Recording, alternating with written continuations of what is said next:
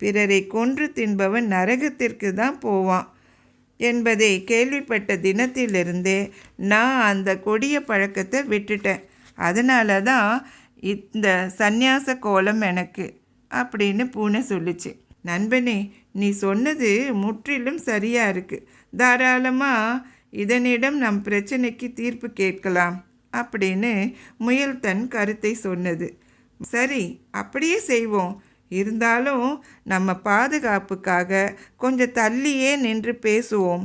என்னதான் இருந்தாலும் இந்த பூனை நமக்கு பகைவன் தானே, அதனால தான் அப்படி சொல்கிறேன் அப்படின்னு மைனா சொல்லுச்சு.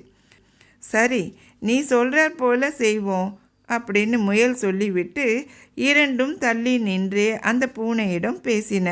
தங்களுடைய பிரச்சனையை சொல்லிவிட்டு யார் பக்கம் நியாயம் இல்லையோ அவர்களை கொன்று தின்னலாம் அப்படின்னு சொல்லின.